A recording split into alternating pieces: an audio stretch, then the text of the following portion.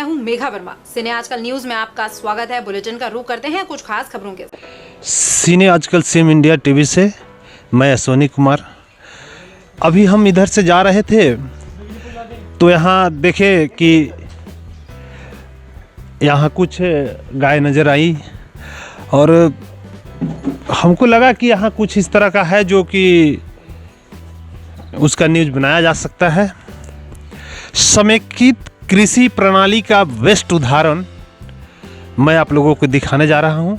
आइए अंदर चलें। किस तरह से यहाँ देखा जा रहा है कि पशुपालन, कृषि और पशुपालन एक दूसरे के पूरक हैं। पर जब हम इधर से जा रहे थे तो देखे कि यहाँ कुछ हमारी अच्छी नस्ल की गायें जो दिखाई दी। तो आइए हम आप बात करेंगे इधर कि मैंने ये समेकित कृषि प्रणाली का जो बेस्ट उदाहरण की बात आप लोगों के सामने हम कर रहे हैं। वास्तव में ये चीज़ गांव देहात में भी इस तरह से हो रहा है, इसकी चर्चा हम करेंगे। सबसे पहले हम जानना चाहेंगे कि ये जो आप पहले से मुर्गी पालन कर रहे हैं, उसके बाद अभी पशुपालन जो गाय लेकर के आए हैं, पहले तो ये जानना चाहेंगे कि किस नस्ल की गाय है। ये हम लोग की मतलब जर्सी की क्रॉस है। इससे प्योर दोगली में आती है अपने नस्ल में। जर्सी और मतलब दोगली अपनी मिट्टी की क्रॉस हो गई है ये वाली नस्ल। इसकी मिल्किंग कैपेसिटी है 8 लीटर। अच्छा, तो ये जो मिल्क जो आप मैंने निकालते हैं तो किसी निकालने वाले रखे या मशीन के द्वारा निकाल? मैं मशीन रखा हूँ। ये वैक्यूम प्रेशर है यहाँ पे। ये वैक्यूम प्रेशर है, दिखाएंगे सेटअप लगता है और मिल्किंग मशीन वहाँ पे लगी हुई है। अच्छा, उस साइड में मोटर के पास है। जब हमको गाय दूना होता है हम वहाँ से लेके आते हैं और यहाँ पे कन्वर्ट करते हैं। उसके बाद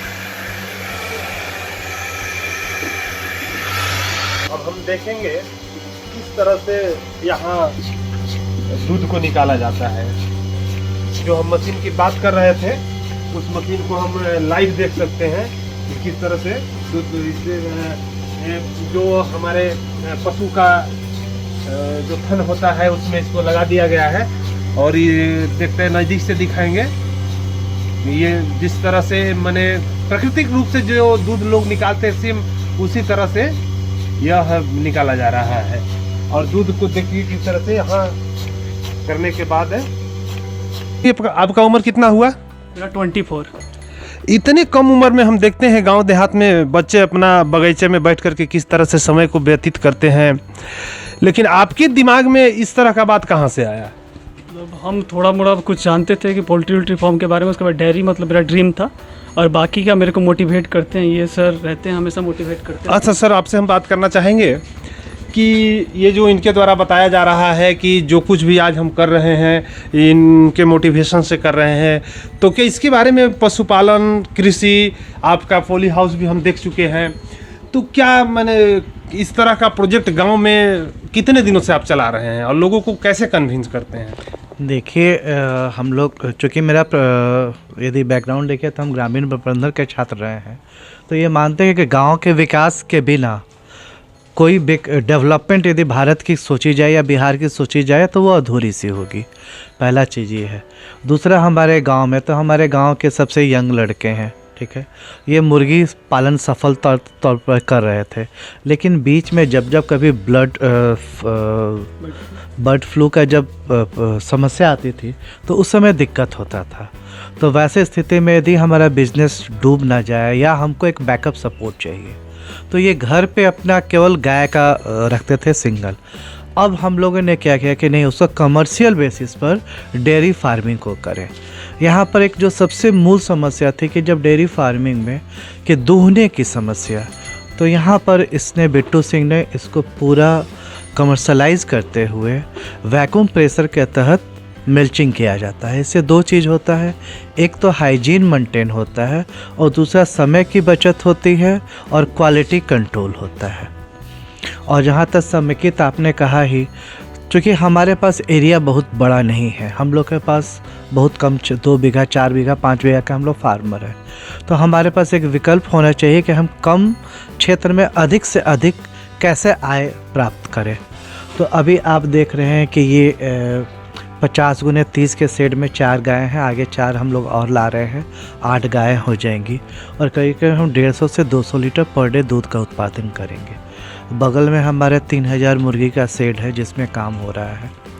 इसके बगल में 1000 स्क्वायर मीटर में हम लोग का पॉली हाउस है जिसमें हम लोग जो भी अच्छे प्रभेद हैं उसकी सब्जी लगाते हैं। कहने का अर्थ क्या है कि लोग किताबों में कंपोजिट एग्रीकल्चर फार्मिंग या इसकी बात करते हैं, लेकिन सर ज़मीन पर उतारा जाए और सर ज़मीन पर करते हुए कि हमें कितना आय प्राप्त विशुद्ध तौर पर एज ए किसान हो रहा है, ये देखने की चीज़ है। एक चीज़ और जानना चाहेंगे कि ये जो प्रोजेक्ट आप लोग लगाए हुए हैं तो इसमें कोई सरकारी अनुदान भी आप लोगों को मिलता है या अपने तरफ से लगाए हुए हैं? देखिए, सरकारी अनुदान मिलना चाहिए, लेकिन दुख के साथ कहना यही पड़ता है कि वैसे लोग जो सचमुच में काम करना चाहते हैं उन्हें कोई अनुदान नहीं मिल पाता है।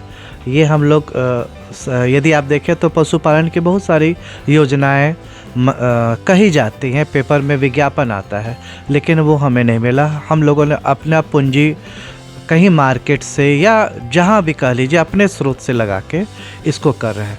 इसके लिए कोई सरकार की योजनाएं जो हैं वो हमको इसका नहीं मिला है, क्योंकि आप जितना हम समय उनके पास दौड़ने में लगाते हैं, जितने उनके पैराफर्नेलिया हैं उसको पूरा करते करते शायद 2-4-5 साल लग जाएगा और तब तक समय आगे बहुत निकल जाएगी। तो योजनाएं जो बनती हैं, योजनाएं अच्छी हैं, लेकिन वो ग्रास रूट पे कहाँ है हमको तो नहीं पता। हम लोगों ने ये सारी जो भी योजनाएं देख रहे हैं अपने बलबूते स्टार्ट किया है। अभी ये जो 4 गाय जो शेड आपने बताया कि इतने स्क्वायर फीट में हम लोग लगाए हुए हैं, तो ये 4 गाय मैंने लगभग इसमें कितना पूंजी इन्वेस्ट हुआ होगा? देखिए, अभी हम 4 गाय का बोले तो 3 लाख का तो हमारी गाय ही है, ठीक ना। 75,000 रुपये करके हम लोग गाय लाए हैं, तो 4 गाय का 3 लाख रुपये हमारा हो गया गाय का, और करीब करीब 1,60,000 रुपये हमको शेड लगाने में लगा है। मिल्चिंग मशीन का क्या कॉस्ट आया है? 67,000 रुपये का मिल्चिंग मशीन हम लोगों ने लगाया है। तो देखा जाए तो करीब करीब हम 5 लाख रुपये अपना इन्वेस्ट कर चुके हैं। यानी 5 लाख के प्रोजेक्ट लगा करके हम 4 गाय ला सकते हैं। और मैंने इसके बाद हम ये एक चीज़ जानना चाहेंगे, जब इतना कुछ हम कर रहे हैं तो इससे हमको अर्निंग कितना होगा और किस तरीके से होगा? देखिए, अभी हम इसका केवल एक जो आप यदि कल्पना करें तो अभी दूध से हम इसके अर्निंग की बात कर रहे हैं। तो अभी तो एक तो हमको दूध से अर्निंग होगा, आगे हमारी योजना है कि इससे जो गोबर निकल रहा है उसको हम वर्मी कंपोस्ट तैयार करके उससे भी आय प्राप्त करें। तो हमारा ये मानना है कि किसी भी परिप्रेक्ष्य में यदि दूसरे किसी व्यापार में 5 लाख की पूंजी लगाते हैं तो उससे कहीं ज़्यादा हमारे इस ग्रामीण प्रबंधन और ग्रामीण स्वरोजगार से प्राप्त होगा।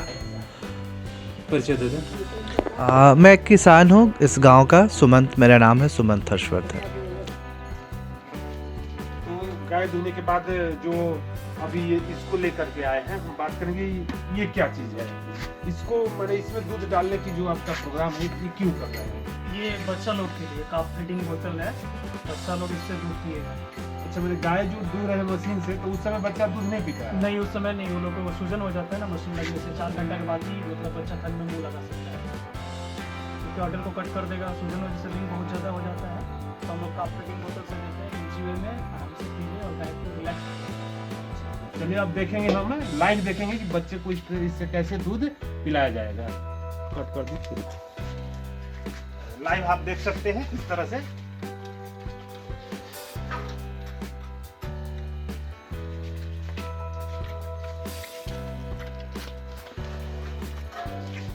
अभी हम पूरे प्रोजेक्ट के बारे में जाने कि गाय को कैसे लाना है, कितना कॉस्ट आएगा, गाय का दूध कैसे निकाला जाएगा, दूध निकालने के बाद बछड़े को दूध कैसे पिलाया जाता है। अब जो लाइव तस्वीर में आप देख रहे हैं कि गाय के रहने के लिए नीचे जो मैट डाला गया है, इससे हमने जब बात किया उनके द्वारा बताया गया कि इससे उसके नाखून गाय का जो है नहीं घिसेगा, गाय हमारी आरामदेह तरीके से इस पे रह सकती है।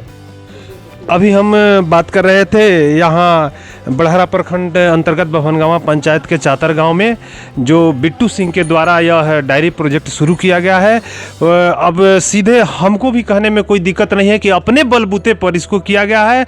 इन लोगों का कहना है कि सरकारी अनुदान के लिए जो हम चक्कर लगाएंगे तो चक्कर लगाते ही रह जाएंगे, उस तरह का कुछ हम लोगों को मिलने वाला नहीं है। और अपने पैसे को लगा करके इन लोगों ने 4 गाय अभी लाया है, 4 गाय ला करके और प्रोजेक्ट को शुरू किया है। आप यदि और लोग चाहते हैं इस तरह के प्रोजेक्ट से जुड़ना तो आप आकर के मिल सकते हैं। इन्होंने बताया कि हम लोग चाह रहे हैं कि ग्रामीण क्षेत्र में इस तरह का रोजगार सभी लोग लगाएं और लगाने के बाद अपना जो भी माने इन्वेस्टमेंट है उसमें जिस तरह का सलाह हो, जिस तरह का माने हम लोगों से मदद हो सके हम लोग करेंगे। रह गई सरकारी अनुदान की बात तो इन लोगों ने बताया कि जो हम लोगों को नहीं मिला, लेकिन कोशिश करेंगे कि जो लोग इच्छुक हों उनको माने प्रयास किया जाएगा। पहले हम खड़े हो जाएं, फिर उनको अगले को खड़ा करने की व्यवस्था बनाएंगे। सीने आजकल सीएम इंडिया टीवी से मैं सोनी कुमार पिंटू बड़हरा से। इस बुलेटिन में फिलहाल इतना ही। आप देखते रहिए सिने आजकल न्यूज। नमस्कार।